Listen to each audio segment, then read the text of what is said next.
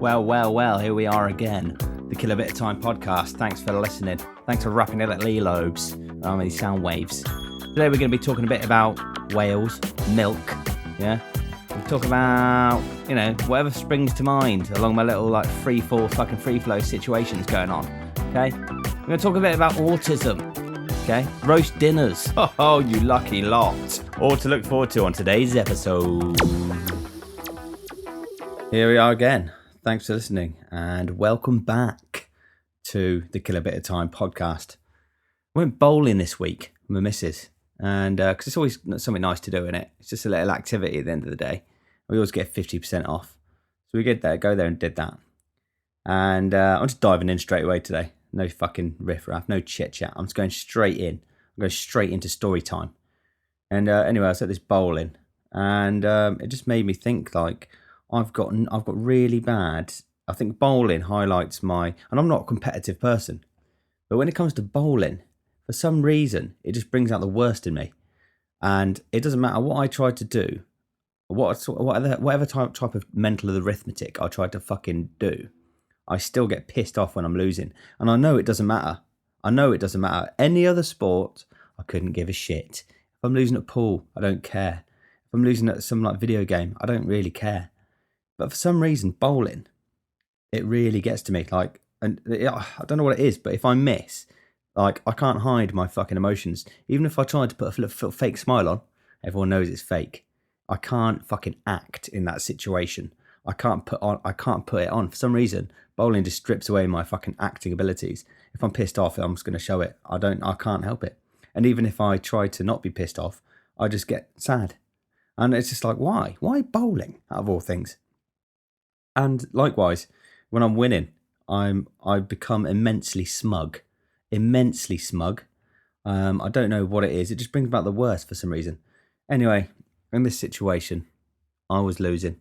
You know what I mean? You have to put yourself up there once again, and people are watching you. They know you fucked up your last shot. They know that you're really trying, and make sure you fucking get some pins down. And you just fuck up again. And the problem is, the more you try, the worse you do. And if you get angry and fucking launch it, the worse you do. You have to be calm, collected, and focused to be able to succeed in bowling. And if you're losing, that's not possible for me. Bowling seems to be my little Achilles heel. And I fucking hate it most of the time, but I still go. Because it's just a nice little activity, innit? And on the one chance that you are winning, I think that I relish in the smugness. But anyway, moving swiftly on. KFC. It's a naughty little treat, innit? I mean, I know it's not good for you. Every time I look at a tray of KFC coming over, I'm thinking that's 15 minutes off your life. Your chances of heart disease have just gone up. But it's a rare treat. We don't go all the time. I think every month we'll treat ourselves to a bit of fast food like that. Every month we might get a Chinese, even though we haven't had one in a while. Every month we'll do something like that. Anyway, we got a naughty bit of KFC. Daughter was at nursery. Perfect opportunity. Because whenever you take your daughter or your baby or your child out for dinner, you always have to be extra health conscious because you don't want to be giving them any shit. And we've been really good at not giving her any sort of sugar or anything like that, unless it's sort of in naturally occurring. But there has to be an age where you got to start giving them a bit of sugar, because otherwise at some point they're going to go to a kids party, they're going to have some Coke and some sweets, and they're going to go fucking mental if they've never had it before. So you've got to give it to them a bit, because it's out there in the world. I think it's important you've got to protect them from this stuff, sugar and salt, until they're the ripe old age of about a year and a half. But at some point you've got to start giving them a little bit, because otherwise it's just going to be mental for them when they encounter it for the first time. But anyway, in KFC, these old people, I'm always looking for noteworthy stuff. Anyway, these old people went up to order at the counter, and they got turned away to go and use the little the fucking what's it called? The little self-service digital fucking screens. And I thought, oh, that's interesting. They're actually turning people away now. Before, they were optional. It wasn't a mandatory thing. It's use that if you want, or come to the till if you have to. Now, it's the fast food chains have gone, all right, you've had a long enough to learn the screens. It's only screens now. And you'll see more and more places popping up like this. It's screens only. And the old people, they just left. And I thought, well, KFC's lost a bit of revenue there, but they're not really bothered because these old people aren't going to be here in 20 years' time. It's not a good investment for KFC to train the old people into using digital screens. So they don't give a shit. They want to make sure the young people are trained because they can get like 40 years of revenue out of every trained young person that walks through the doors. So they don't really care. So I think old people have just been pushed by the wayside. It's like get on board or jump off the ship because the ship is sailing. The technological ship is off. It's at sea now. Learn the screens. Whether it's right or wrong, I don't know. Went to what else I did this week was I went to Wales to visit my family. Mum and Dad live not in Wales but close to it, like Gloucester. We always pop into like Monmouth or other bits of Wales to have a look around because it's quite nice countryside and stuff like that. My sister's back in the UK, so it was an opportunity to see her as well. And it's just nice. It's just nice meeting up and having a good old little celebration. It's just a special time, isn't it, when you meet up with your family. If you think about how many times you've got in your future where you're all going to meet up, there's probably only about 60 or 70 times you're all going to meet up again. So it's really important that you enjoy it and just know how important it is. That's a little family time you have together. And but whilst we were there, we had a little pop into Monmouth and Wales. It's just a bit like it's England, but 10 years ago. It's like they haven't caught up. They're trailing behind. You can tell things are different in Wales. As soon as you go over the border, things are instantly different. For example, back when I was smoking, this is about 2.5 years ago, maybe. I think 2.5, 3 years ago. Went to a shop, asked for some Rizzlers. It cost about 25p or something like that.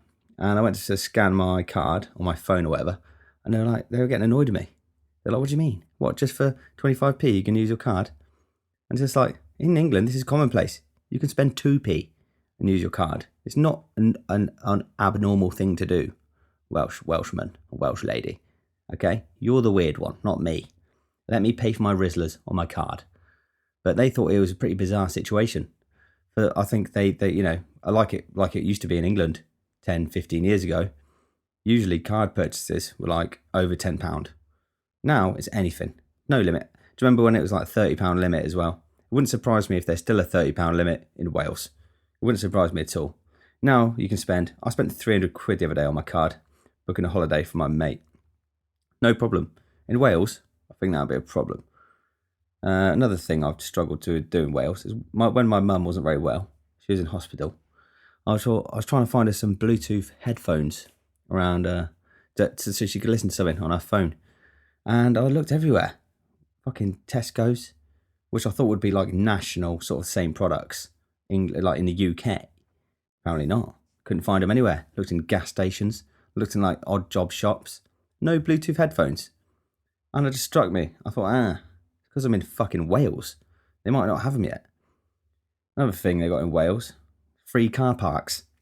You don't get them in England anymore. I can tell you that for fucking free. There's no free park ups in England. In Wales, there's loads of them. You can park there for free. Like proper car parks. Not like little like shady bits off a fucking dual carriageway. Not little like empty bits of concrete with no signage. Proper car parks.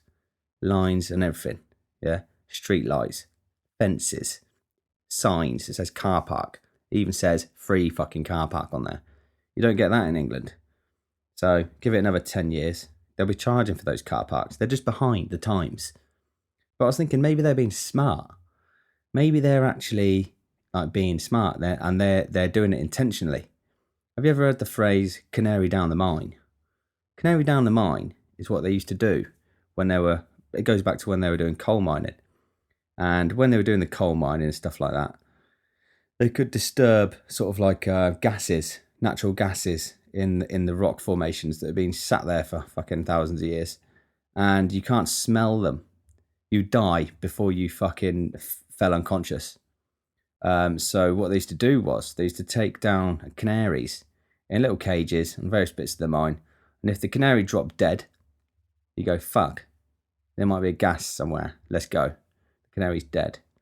So that's what I think Wales might be doing with the rest of the UK. You know what I mean? So if we fuck up in England and something goes wrong, we've gone too far. Wales can go, right, stop here. We're at the peak of civilization now. If we go another 10 years developing, it's no good. Look at England, they're fucked. So let's stop and wait here and we'll just stay like this, like the Amish. You know what I mean? So maybe they're doing that. I don't know. But yeah, went down to see mum and dad, had a little look around Wales, gave some gifts to my sister, which is, yeah, I've just been like sort of saving up gifts because she was away for Christmas, she was away for her birthday. And I had a few gifts to give her. One of which was a bottle of spiced rum, which had been spicing in my cupboard for over a year. It had good stuff in there. It was like cinnamon, black pepper, juniper, chili, cardamom. And I drank it with her. And I know I'm going to be sort of abstaining from alcohol because I'm trying not to drink too much these days because it's better for your health. It's better for my life. And but the problem is there's been quite a few occasions now where I've had a one-off. And it's just like, hang on a minute. I've collected like 4 or 5 of these one-offs. That means I'm not abstaining anymore. You can't say I'm abstaining apart from these occasions. That means you're not abstaining anymore. So I've accidentally slipped into not abstaining anymore. So I've tricked myself into it. But I've had good controls. I'm not like drinking every night. I'm not drinking for the sake of it. I'm not going down the pub for just no apparent reason. It's only when there's an occasion. But it's like my mate, Liam, had a good analogy for it. He was like, watch out because it's like a leaky tap. You know, if you get a leak, eventually it becomes more and more. Then your pipes burst and then you're drinking all the time. I was like, yeah, good analogy. I'll keep tabs on it. And but I don't want to be a hypocrite either. I'm glad I started on the old abstaining from alcohol because it means I started up this podcast and it's given me a good sort of target to aim for. I know that's in my future. You know, the 100% abstaining. It took me a while to give up fags. It took me years to give up fags. I tried giving up smoking about 3 or 4 times, like proper, before I managed to actually knock it on the head altogether. And that's the important thing, is like, you just don't give up. You have an idea in your mind about what you want to achieve. And then even if you don't achieve that straight away, it doesn't mean you give up. You just keep trying. And you shouldn't be too strict on yourself. Give yourself like tasks that are unachievable, and you shouldn't beat yourself up if your sort of your trajectory towards that target isn't direct line. You know what I mean? But so yeah, I had the bottle of rum with my sister and I had a bloody lovely time. I don't regret it for a second. I had a fucking awesome time. It was great. It's a great couple of days. And yeah, enjoyed it. Got my dad a present as well. Bottle of milk. It wasn't just any bottle of milk. It was a bottle of milk from my sister's brother's farm where he lives. Well, not where he lives, where he works. And he works on this little dairy farm. And he gave me this bottle of milk. And I was like, I think my dad would appreciate that more than me. Because he loves his milk. And yeah, he works on this farm. Just a little segue. I go to this farm sometimes to go out with them and shoot rats. And what we do is we take our air rifles out. And we just go around with a torch and just like pop our little air rifles off at rats. But the interesting thing about this farm is, at one point, I turned around and there was this thing just going around, this massive thing. It looked like a giant, dirty Dalek, just covered in shit. It was like a Dalek from Doctor Who, just covered in shit, just going around. I was like, what the fuck is that? And George's brother just went, robot. Oh, robot. Oh. Shrugged that. Oh, robot. Oh, okay. Let's get on with our life there. I was like, no. What do you mean, robot? Robot? On a farm? What's it doing? They were like, yeah, it just goes around pushing the food up to the cows. Because when they eat, they like push it out, and the robot just goes around pushing it back in. And I was like, that is amazing. I didn't know they had robots on farms now. And I bet in like the 40s and 50s when they predicted robots being in the world, they didn't expect it to be like a dirty Dalek pushing shit up around a fucking farm. You know what I mean? I bet that wasn't in their little foreseeable future. What's the future going to look like, kids? Oh, I think there's going to be like Daleks covered in shit, just pushing shit around on the farm. Ah, interesting. No, they thought it was going to be way more technological than that, didn't they? Well, they were wrong. Anyway, I had to go on to that. Oh yeah, the farm. So this bottle of milk. He gave me the bottle of milk, and I gave it to Dad, and he's well happy with it. I even knew the name of the cow. It's called Sally. It was Sally's milk. I gave Sally's milk to my old man.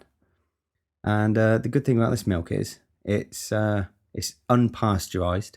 And pasteurization is when they heat it up. They heat the milk up. So the milk that you get from the supermarket is pasteurized, most likely. And they heat it up to kill bacteria in it, which gives it a longer shelf life. And it's less likely to have sort of like little nasty bugs in there and stuff like that. But the way they do that is they heat it up to 72 degrees for 15 seconds, or they heat it up to 63 degrees for half an hour. And that's how they pasteurize your milk.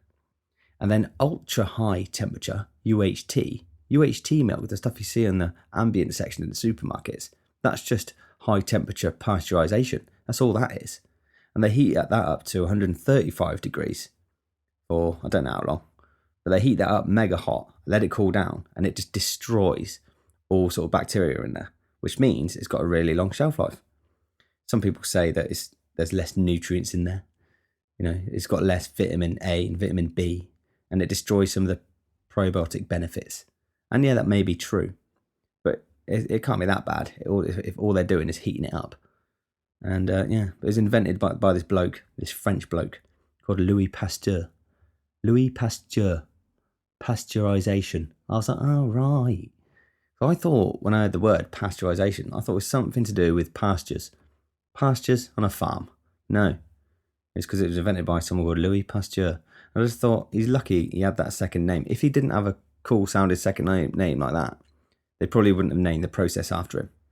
I've got a mate whose second name is Fanning. Fanning. Right? If he invented pasteurization, they wouldn't have called it Fanningization, would they? Because it sounds too much like something else. So I think they just went, that sounds cool. There's not like a process where things are named after the person who invented them. It's only if your name sounds good next to it.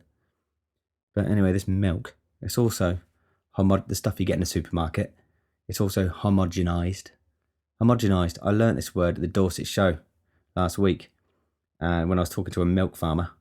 And what they do is it's like they mix the milk by forcing it through tiny little holes, and they break it up into these like micro particles. And sorry, I just gonna have a little glass of water there. And it's a little bit similar to the way they make hot dogs, by stuffing carcasses through tiny little holes. That's how they mix stuff in factories, I think. But anyway, they do this with the milk, and it's just basically to mix it. So then the water particles and the fat particles are equally dispersed within the liquid.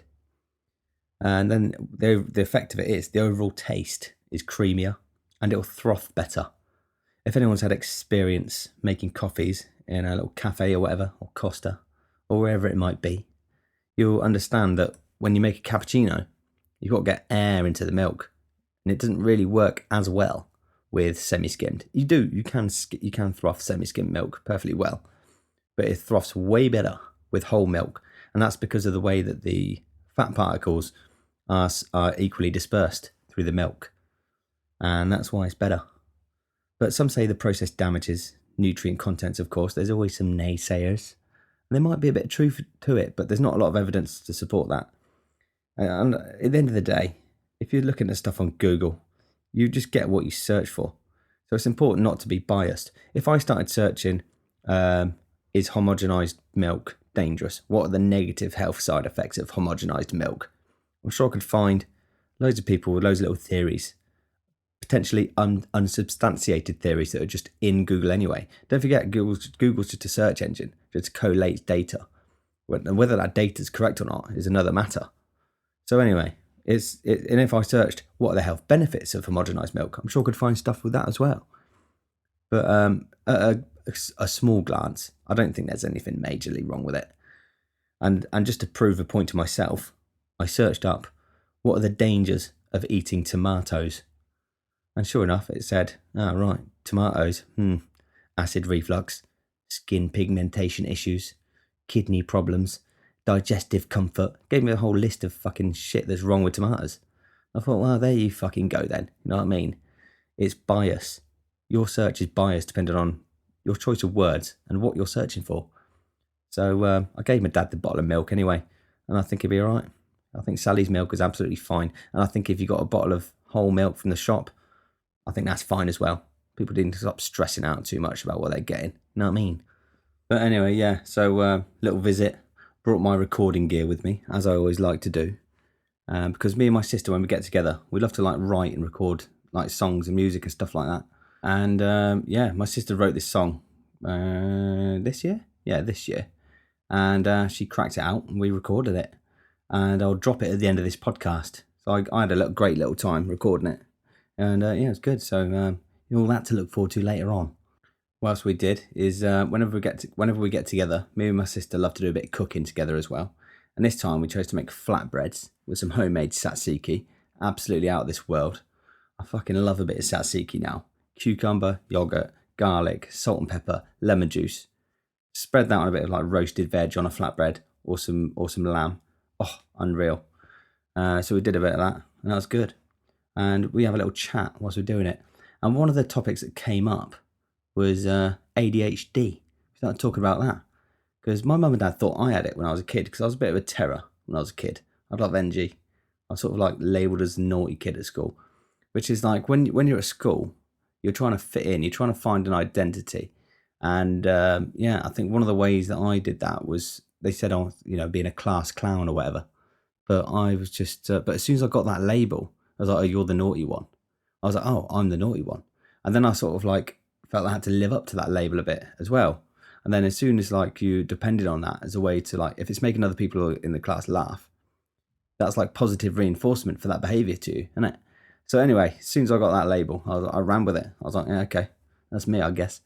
And but mum and dad thought I was had ADHD, and yeah, I don't think I did. Well, I don't, because later on, I found out that I don't have it, because what they do to people with ADHD is they give them Ritalin, and Ritalin is a drug they give to people with ADHD, and it calms them down, because people with ADHD have a lot of energy, they're hyperactive, and this Ritalin stuff will just calm you right down.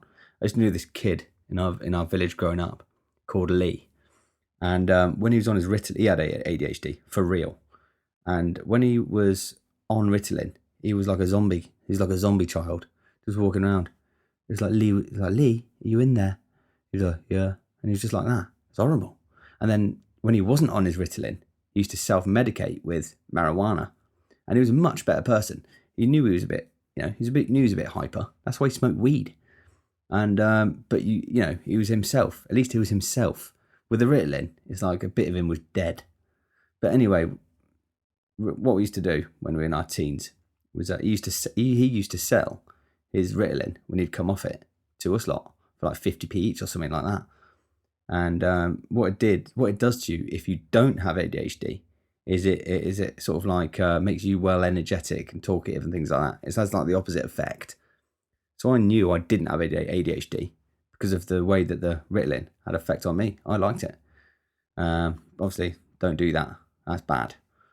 Anyway, so yeah, that's how I knew. I told my mum, I was like, that's not that. I've had the old Ritalin, so I know I haven't got ADHD. She was like, what was up with you then? Because you weren't quite right. I was like, yeah, I fucking 100% agree. I said, maybe mildly autistic. Might be a bit of that on the old spectrum there. I think more people are on the spectrum than they think. And it's more of an acceptable thing these days. Well, I think back 15, 20 years ago, if you said someone's autistic, it's quite a serious thing. You go, are they? And you expect them not to be able to communicate or anything. And, it was quite a serious little label. These days, I think awareness is a lot better. People understand that there's varying degrees of autism. There's whole different types of it. People might have autism and you'd never even know. So I think awareness is good in that respect. I think there's less stigma attached to it these days. Some people go around and they tell you happily that I'm more autistic, and there's no shame in it. You know what I mean? Which is good. I think culture is moving in a positive direction in terms of autism these days. But I said to my old mother there, I said, yeah, maybe I'm mildly autistic. Maybe it's that, because I wouldn't consider myself to be neurotypical. No way. You know what I mean? I couldn't see myself doing a job as a bank clerk. It would drive me mental. I couldn't do it. I tried getting a job once when I was in New Zealand, working on this on the phones as selling insurance to people. And it was a weird little interview process. I went in, had a normal like face-to-face interview, and they're like, right, now we're going to do a bit of role play over the phones. You go over there, you're going to cold call me, and I'm going to pretend that I'm a person in the house. And I'm going to chuck you a few curveballs. And I was like, all right, okay. Anyway, when you're doing this this pitch, they've got like a little flow chart in front of you, and they're like, right, if the person says no, you say this. If they say yes, say that, and you have to follow this flow chart. And but there obviously might be a few curveballs chucked in there. So I was following the flow chart, doing the whole script, and then I said, "Is it, you're right, you're all in good health. How's your day been?" And he went, "I've got AIDS." I was like, "Oh." I can't remember what I said in response to that, but I think it was all right because I got the job. Whatever I said was all right. Anyway, I got the job, and I wish I didn't because I quit after, I think, about half an hour. Went in my first shift, went up there, started calling people. You literally go through the phone book. They go, right, you're doing B today. And you go for all the Bs. And I think I was about 10, 15 calls in. And you have to be good at being rejected because everyone just rejects. They go, no thanks, no thanks. And then the other person who might listen to you could be like someone who's vulnerable. It had bad feelings, that job for me. It was like preying on vulnerable people. Cold calling. It might be someone who hasn't got their marbles anymore. You know what I mean? They might have like Alzheimer's. And then you're talking to them about fucking health insurance over the phone, following a fucking flowchart designed for one thing, and that's to take their money at the end of the day. Anyway, all this thing, as well as the fucking like that, it was like setting my anxiety off in there quite a lot. Because you're in this room with everyone else doing the same thing. But if they're like waiting, or if they're waiting on the phone whilst the phone's calling or whatever, sometimes there are periods of silence in there. And it's your turn to speak, and everyone's fucking listening to you. And it's just like, I was like, I can't do this. I got up and I said to mate, I was like, look, I said, this isn't for me. Sorry. And I just walked out. But how did I get onto that? Oh yeah, autism. I think, maybe that's why I didn't like that. You know what I mean? I do like my systems and my routines. I've got like a little system of routine. That's why I like doing this podcast every week, because it's become part of my routine. I quite like that. Certain textures set me off. Microfiber cloths, if you've got a dry hand, I can't do it. Although I did manage to sort of overcome it the other day. So I was thinking like, this is just a mental barrier right now. I picked up a dry microfiber cloth. I instantly like recoiled. And I was like, hang on a minute. Surely I can just not feel this way. So I kept hold of it and I just fucking felt it. And I thought, this is just a cloth. This is just a cloth. And eventually I didn't feel like rejecting it away from my body. It was just a cloth. I was like, so you can overcome it. You can overcome this like weird like sensation phobia if you just put your mind to it. But yeah, there's some other fabrics that set me off as well. I don't like. There's some sofas that got weird fabric. If it touches my hair, I don't like it. You know what I mean? But yeah, if I had anything like that, I reckon I'll get it from my old man, because he likes his little systems and his routines as well. He loves his crosswords. He's got a little weird, I don't know what he does, but when he does a crossword, he like makes a little weird like tally in some sort of alien language down the side next to it. There's no need for it. He's got his crossword, and then there's all these little like these little symbols down the side. I'm like, what are you doing? What is it? What little system you got worked out? He used to have a little system on the quiz machines. Back in the day, my old man used to love it on the quiz machines. Going to the pub, play a bit of the quiz machine. Because back like 30, 40 years ago, I think you could, if you had a good head on your shoulders and you were smart, you could like make money from the quiz machines. Nowadays, it's impossible. If you start to make money, if you're on like 5 or 6 quid, they'll just give you a question like, who won fucking some football game in 1972 in some fucking like League 4 division or some shit. Something that you just wouldn't know. Anyway, I used to play these quiz machines and did a little system. I could never work out what it was, but he'd have a crisp at a certain point, and then he'd have a sip of his beer at another point, and it was like he definitely had a system going on there. It wasn't just natural. It was worked out. It was concise. He had a system in place. He wouldn't have a crisp unless something happened on that screen, and I never got to the bottom of what it was. But anyway, there's something else. What got me thinking about my old man was at my visit to mum and dad's, and my partner asked for some beans because our little girl, she loves beans, and so we asked some for brekkie for her. She was like, yeah, that's fine. And she's like, said to my dad, do you want any beans?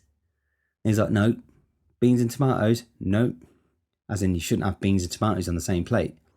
And I was like, why? I mean, there's no rule. There's not in the rule book to say you can't do that. But why is that? Why is that? Is that a you thing? Because I sort of agree in a way. But then again, I have beans and tomatoes all the time. That's not a problem. It's not a problem for me. But then I got thinking, food, maybe certain foods. And I thought maybe the old man's got to touch the old tism as well. There's other things as well. Roast dinners, right? For some reason, my mum and dad, they will never have Yorkshire pudding on a roast dinner unless it's beef. If it's chicken, they won't have a Yorkie pud. If it's lamb, they won't have a Yorkie pud. Now, where do you draw the line between going, okay, that just doesn't go together, and I don't know, that's a sort of autistic thing not to be worried about. It's like stuffing. They won't have stuffing with beef. I love a bit of stuffing with my beef. Why not? My mum and dad, only stuffing with the chicken. Only. Same with the sauces. You can only have cranberry sauce with turkey. Nothing else. My missus, she'll have cranberry sauce on anything. So it just got me thinking, like, at what point does a preference become neurodivergent? Like if I say, I don't really like beetroot on crumpet. Now, I'll give the beetroot on my crumpet a miss. That's a reasonable thing to say. Do you want beetroot on your crumpet? Definitely not. Right, that's reasonable. If you say, I don't want my meatballs touching the marinara sauce, keep those fuckers away from each other. I'll have them separate plates, please. Now, that's weird. But who decides what's normal? Is it culture? Is it sort of autism? Is it like neurodivergent situations? What is it? Because ultimately, we're all born into this fucking world with the same fucking shit going on around us. Where do these rules come from? You know what I mean? Who decides what's normal? I've got a mate who doesn't put gravy on a roast dinner. To me, that's mental behaviour. If you give me a roast dinner, I'm like, where's the gravy? I won't start eating until it's got gravy on it. But I also like to have vinegar on my roast dinner as well. And some people might think that's weird. You know what I mean? So, yeah, don't know. But anyway, I'm quite aware of the fact that I like my little systems routines, for whatever reason that may be. And I decided to try and challenge that recently when I went to work. I do a stock take every week. And in the morning, I was like, I'm going to challenge my little routine here. For a start, I already did because I went in a bit later. I was already running behind schedule to what I usually do, which is enough to usually make me stressed out. But today I was like, fuck it. Why don't I do today my stock take backwards, do it back to front? I thought, let's see how it goes. So I did it.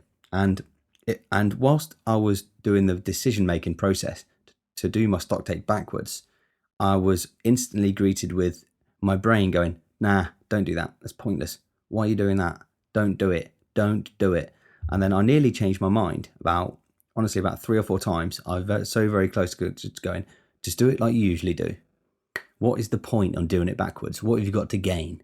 And all these like thoughts were coming up, and I was like, no, I'm gonna challenge all of your thoughts, and I'm doing it. I'm doing it backwards.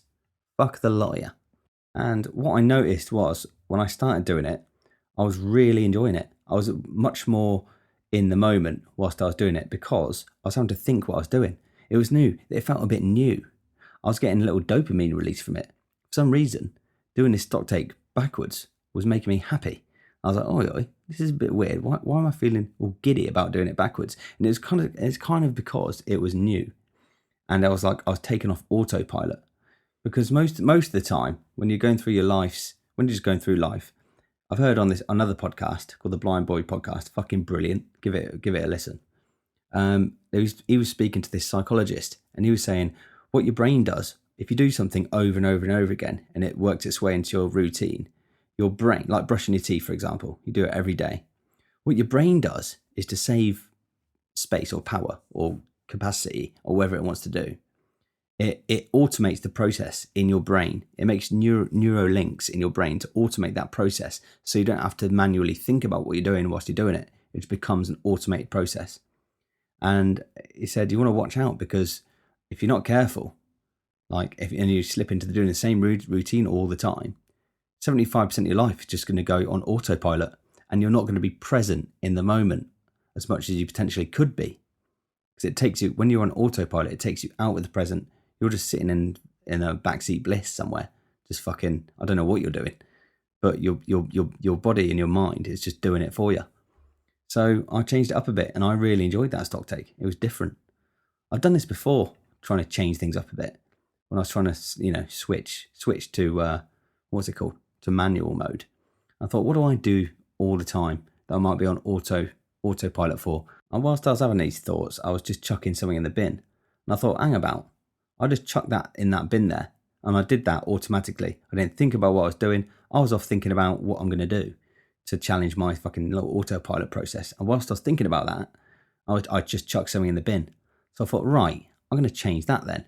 And I've got one of those dual bins where you got your recycling next to your general waste. So what I did was I switched them over. So my general waste was down the left and my recycling was down the right, the opposite way around. So next time I went to chuck something in the recycling, I accidentally chucked it in the general waste. I was like, oh fuck, chucked it in the wrong bin there. And then every time after that, I approached the bin. I was like, I need to think of what I'm doing here. Right, make sure it goes in the right one. I had to think about what I was doing. It was weird. But anyway, it didn't last long because my missus started to get pissed off of it. But it was just a little idea I had to sort of like challenge your autopilot process. Because at the end of the day, we are creatures of habit, aren't we? We love habits. We love routines. We love regimes. All of us. We have some sort of system. And it's built into us from just a biological level. You know what I mean? That life is full of routines. The sun rises, the sun goes down. You know what I mean? And it's just based off of that. Creatures of habit. That phrase, whenever I hear that phrase, creatures of habit, I always think of this about this old bloke. When I used to work at Wetherspoons, his name was Ken. And he used to come, he's one of those people in spoons, they come in and they start drinking from 9 o'clock and they go all day long. They drink ale all fucking day long. All the live long day. They're there drinking it. They've got good stamina. I don't know how they fucking do it. I couldn't do it. And anyway, he drinks this beer called Abbott Ale. Abbott. And he says, and I said, oh, another one. Like, rolling your eyes. Of course he's having another one. And he went, yeah, I'm a creature of Abbott. He was a Welsh bloke. I'm a creature of Abbott. And I was like, very nice, Ken. Very nice. And it used to be him, right? And these other two old blokes. They always used to sit on table 21. And they used to sit there drinking all day long. And they had this little scam going, apparently. What they said they did was, because if you care for someone, you get paid for it by the government, or by if you nominate yourself as their carer, you get money, you get paid to do that, right? Anyway, so he was caring for his mate, right, and he got paid for that, and his mate was then caring for someone else, and then that someone else was caring for Ken. He had this little care triangle worked out, so they're all caring for each other and getting paid for it. I thought that was a mental little scam they had going. Whether it's true or not, I don't know. But they were never short of money, and they were always in the pub. And they were always caring for each other. You know what I mean? So maybe it was true. You know what I mean? I doubt they're getting all that money from pensions, because pensions, at the end of the day, are just one of the biggest fucking scams going on earth. It preys on people's worry about the future. It's despicable the way pension systems work in the workplace. They make you think, you're brought up to think that you must have a pension. If you don't have a private pension in your workplace, you're going to suffer when you're old. And then they take money out of your bank account every month and it goes into this big pot. And at the end of the day, you might not even live long enough to see that any of that money. You can't start taking out private pensions until you're 55. And one of the things they say to lure people into getting these workplace pensions is, they say, it's tax-free though. You don't have to pay tax on it. Well, yes, you fucking do. It's only the first 25% of it that's tax-free. Or if you take lump sums out after that, it's only 25% of that lump sum that's tax-free. So it's actually a fucking con. Not only that, but I had to opt out of my pension scheme because they automatically enrolled me into it. And I did a bit of research and I tried to cancel it, which was a fucking long-winded, grueling process because they obviously don't want you to cancel your fucking pension. But whilst I was doing it, I got about $7,000 in there, about $7,000. And I was like, right, I've got $7,000 in there. I'm cancelling my pension. What's going on with that $7,000? Speaking to the person on the phone. And they were like, oh, that'll all be, by the time you can take that out, that'll all be gone. And I was like, what do you mean it'll be gone? Where's it gone?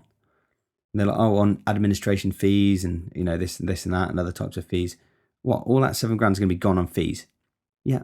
Oh, well, they don't fucking tell you that, do they? When they automatically enroll you onto a work pension.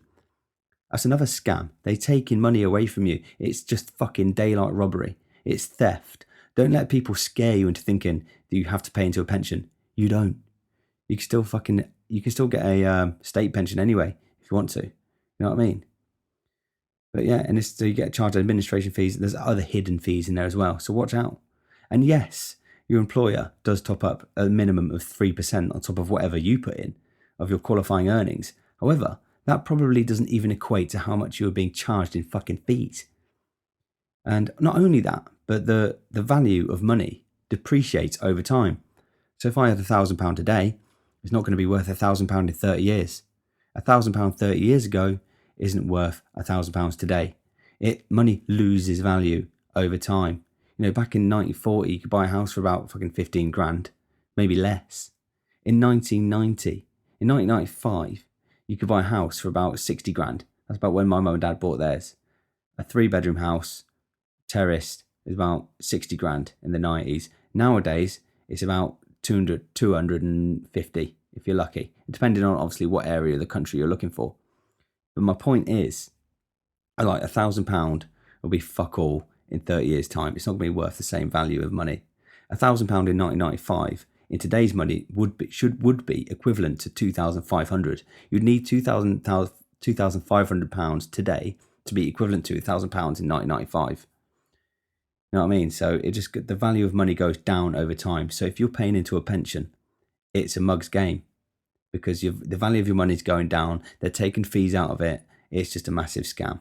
A much more sensible way of, if you've got spare money to put into a pension, save it and put it into property, because the value of property goes up over time. So it's a way more lucrative way of investing your money rather than in a fucking pension.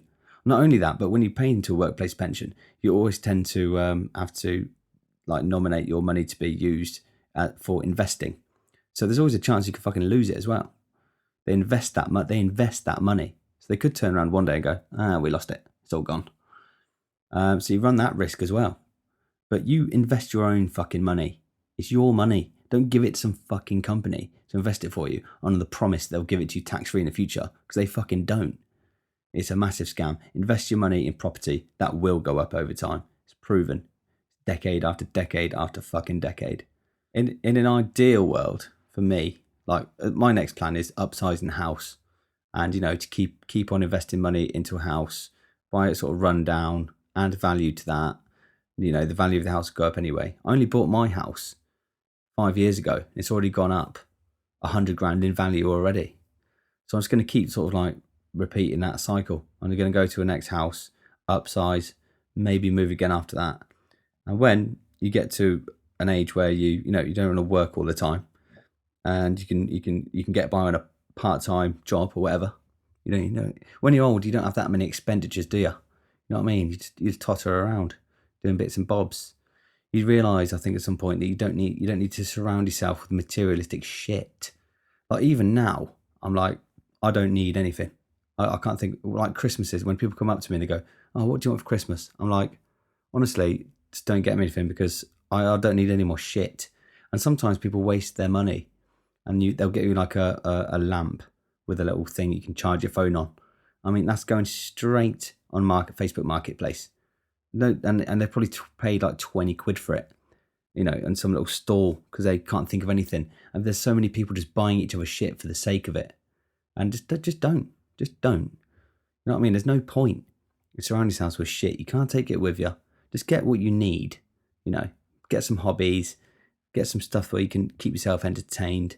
But surely there's a limit on how much shit you can surround yourself with. You know what I mean?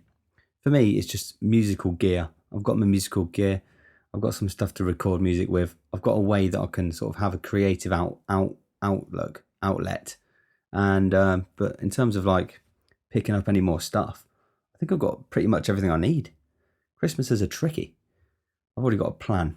When people ask me this time, I'm going to say I'll have some lines. Get me some lion's mane powder. That's a nice little. It's sort of like a luxury. You always feel bad spending 20 quid on 100 grams of fucking lion's mane powder on Amazon. But if someone else is getting it for you, it's just like a treat, innit? So this Christmas, I'm just going to, if people insist on getting me something, it'll be mushroom powder. That's going to be my little go-to. It's a consumable. I'm not going to be like gathering more shit because I'm going to be putting it into my little herbal teas. My mates just recently asked me for some advice on his teas because he got some. I think he got like a blended one from somewhere. And he's like, oh, there's one thing he didn't tell me. It tastes like shit. Of course it fucking does. Put some honey in there. Most things taste like shit. Tea, just general tea, tastes like shit if you ask me. Until you put the milk in there. Until you put the sugar in there. You know what I mean? Coffee. All these things are acquired tastes. You don't like that. You give coffee to a kid, they'll spit it out. Something like olives, blue cheese. It's like your tongue gets numb to the amount of fucking flavours you attack it with. And eventually, you just want like more stronger tasting stuff because it's like it's had its limits pushed. That's why old people like whiskey because they can't really taste it. It's just like, yeah, you know what I mean? Nobody likes whiskey. I don't care who you are. It's bullshit. Nobody fucking likes whiskey. It is rank. Like, it is rank. And it's the same with wine. People going, oh yeah, this I love this variety of wine. You can't tell the difference. There was a really good episode once on what was it? Come Dine With Me, where there was this fucking wine connoisseur on there. He fancied himself as a bit posh, and he knew his wines. And then one of the hosts put like the cheapest, shittest wine from a box they could find into a nice bottle, poured it for him, and they went, oh yeah, this is the Chateau de Grande or some shit. Put it into his glass, and he was like, that's really nice. So it's just bullshit, isn't it? It's the bottle you like. You like the bottle. Oh, well, that looks nice, so it tastes nice. You don't actually. Why are we always lying to ourselves about alcohol? It's not a nice tasting thing. It's everything you mix with it that tastes nice. You know what I mean? You just take like pure ethanol or methanol or whatever it is. It's rank. Yeah, it's all the other shit you mix with it tastes nice. There's an element of bravado involved, isn't there? It's like the Vindaloo fucking mentality. Oh, I like Vindaloo. I like it. So then you're more of a man because you like Vindaloo. Well, I'll tell you what, your fucking ass doesn't like it the next morning. I'll tell you that for nothing. So you can fucking act hard all you want, but you're the one who's fucking shitting fire the next day. I used to have this sauce, right? This sauce. I don't know if I've spoken to you about in a previous podcast, but it's funny. I'll bring it up again. It was called Da Bomb, and it was the hottest sauce I've ever laid tongue on. And it was no joke. It was like, it wasn't nice. It wasn't pleasant. I cooked with it once. And we all had to leave the kitchen because our eyes were burning and we couldn't breathe. It was that spicy. It was horrific. Anyway, we're having this like little session, this party, right? These like long, arduous, intoxicative sessions that went on for days. And there's one poor lad there. It was his first time in one of these sessions. It was like lambs to the slaughter. You know what I mean? Like, he was getting well involved. And I think we were on like day 2 or day 3. And I decided to break out the chili sauce. And I was like, yeah, have some of that, mate. And I'm bearing in mind, like, dipping the end of a teaspoon in is enough to go, nope, not for me. That is too hot. I think under the guise of the old session there, we did a whole tablespoon, give it to him. And he was like, yeah, all right, I'll have that. Now, I say that's his fault. He's the one who fucking, and it doesn't matter. He's responsible for his own fucking situation there. He's able to make his own choices. We didn't force feed it to him. We offered it to him. He said, yeah, all right. So I say it's his fault. Anyway, it was that spicy.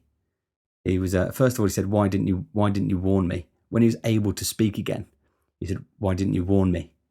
Why didn't you warn me? I thought, what do you mean? It's hot chili sauce. Like, there's no need for a warning. You don't jump into a pool and go, why did nobody warn me this fucker was wet? It's hot chili sauce. No need, no warning required. Anyway, he was able to speak again. And it was that spicy that he just left. He just left and didn't come back. That was the end of his party. It was like, that finished him off. He was done. He was done after that. There's a small bit of me that misses those days. But I feel like I've done it. I do feel like I've done it. I've done it, you know what I mean? I don't have like a really strong urge where I'll go, I need to do that again. I've done it. It's a little bit like the travelling thing. I went travelling for like 3.5 years, 4 years nearly. I don't have the urge to go on holiday every year because I like crammed a load of holidays into 3.5, 4 years. And I was ready to come back. I was like, keep those fucking holidays away from me. I want to stay in the country for a while, so you don't miss it. So it's good to do things intensely, I think. I like to do things really intensely and box it off as done. Tick. I can tick that box and move on. You know what I mean? Apart from this podcast, which I'm going to intensely do in little bite-sized chunks once a week for you cunts. Anyway, that pretty much wraps things up for today's podcast. I'm going to finish today by just dropping in a little tune. The little tune I spoke about at the beginning of this podcast that me and my sister made, and the intellectual property belongs to her because it is written by her. I merely recorded it, but I'm proud of it. And I'm proud of her. So I'm going to drop it in now and enjoy, and I'll see you next week for another invigorating episode of the Kill a Bit of Time podcast. Thanks for listening and goodbye. 1, 2, 3, 4. One boat, one bin liner, some calling and a paddling dream. Oh, you can't drink beer on the water, they told ya. No matter, we got missions downstream. Dinghy's sinking a little in the middle, but still somehow gathering speed. Oh, bending it down, the weirs, no fear. Hold 1 minute, please wait for me. We're turning over another solar, and I can't believe how long it's been. But the rivers are merging, and it won't be long before we're paddling again downstream.